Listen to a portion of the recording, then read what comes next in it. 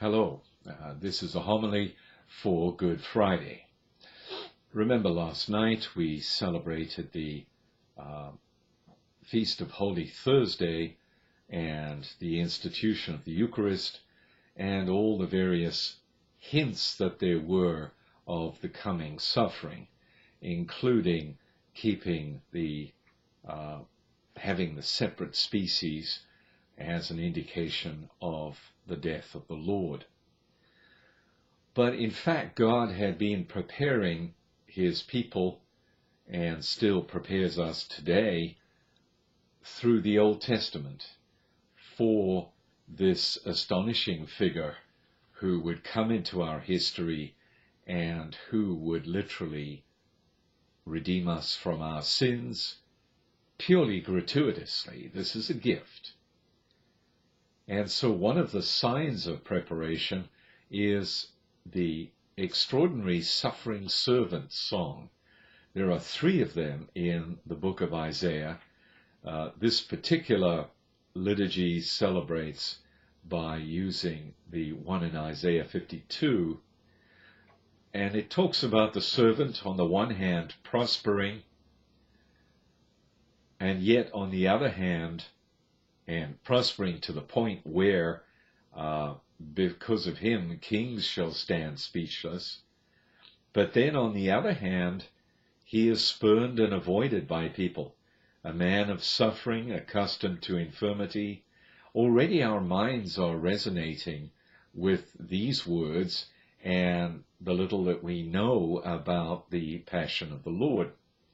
Yet it was our infirmities that he bore, our sufferings that he endured.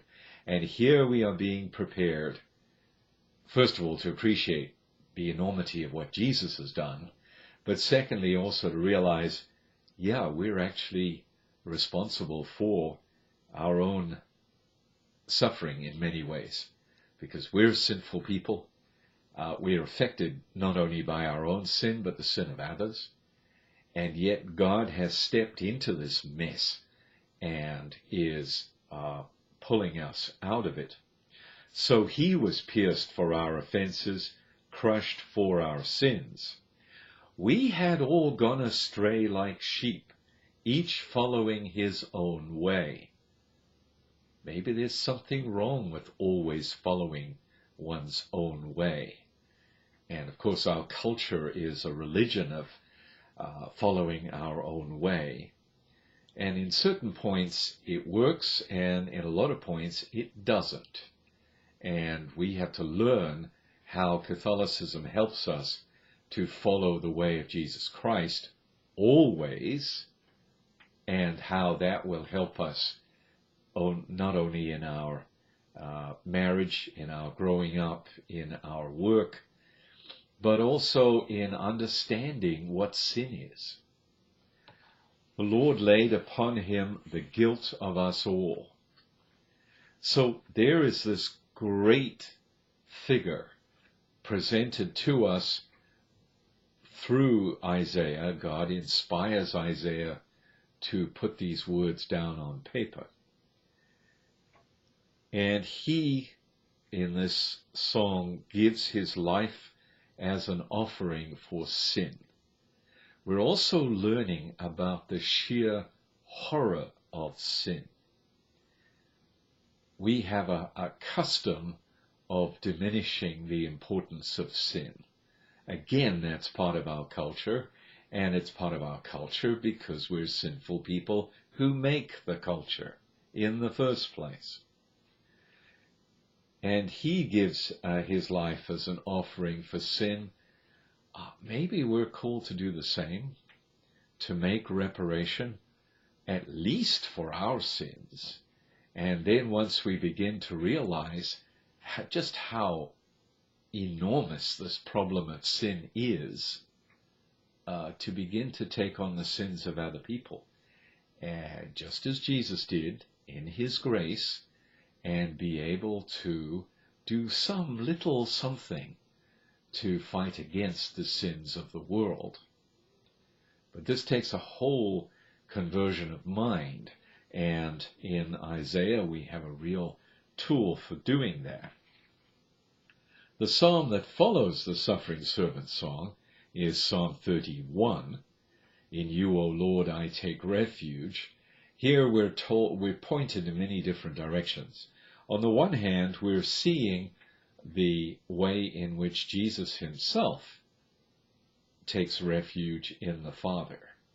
And we begin to learn that all of the handling of this mystery of sin takes place between the Father and the Son in the power of the Spirit. God literally takes that sin into himself and is able to destroy it because he does that. And it's the love between the Father and the Son that makes this possible, and makes it possible for us to share in this removal of sin. We've got to long for a society where people don't sin as much. There was a survey done the other day by a newspaper, and California came out as having the worst quality of life. One of the reasons was even simple things like going to a park are dangerous experiences because there are so many needles. People who've been taking drugs have been leaving these needles in the parks.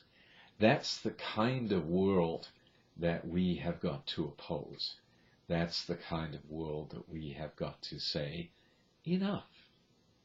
This is not the kind of world that God created, and more so, it is not the kind of world that should be once Christ redeemed it. Now in this psalm, we have again the echoes of the suffering servant song. For all my foes, I am an object of reproach, a laughing stock to my neighbors, and a dread to my friends. Anybody who opposes sin is going to get this kind of treatment. Jesus not only does it and experiences it, but shows us where he's taking us to, if we want to follow him, because it's a free world. We can turn our back on him and walk away, but I wouldn't give much for the where that life is going to lead. The second reading is from the fourth chapter of the Hebrews, and here you have almost a theological explanation. Since we have a great high priest who has passed, remember this is a Christian text, so it's written, 30, 40 years maybe after the death of Jesus, who has passed through the heavens, Jesus the Son of God, let us hold fast to our confession. For we do not have a high priest who is unable to sympathize with our weaknesses. He went through all this. He knows what it's like. He's not asking us to do something that is impossible. I often meet people who slide into sin because, they're kind of getting pressured into it by their friends and the habit of the whatever it is, the party or whatever. And yet there are people who can stand and say, no, I'm not getting involved in that. We do not have a high priest who is unable to sympathize with our weakness, but one who has similarly been tested in every way, yet without sin. So, optimism. Let us confidently approach the throne of grace to receive mercy, which is there in superabundance if we just ask for it. But of course, some of us are a little too proud to ask for it. And to receive mercy and to find grace for timely help. Woven into the theology of salvation, the writer of the Hebrews is fitting in a pastoral instruction here, that we can get timely help from God. And then it goes back to the experience of Jesus. In the days when he was in the flesh, He offered prayers and supplications, and so on. And it goes through how Jesus was an example. Then we come to the verse before the gospel, and of course this is going to set us up to listen to and participate in some way, because we contribute, not maybe sometimes in such a major way, but we do contribute to the Passion of Christ. And the more we realize just what our sins do, the more we get a grasp on just how much our sins do make this man suffer and die. The verse comes from Philippians. Christ became obedient to the point of death. If you want a one-line description of Catholicism, that's it. Becoming obedient to the point of death, even death on a cross. Because all else is secondary or even lower down the scale.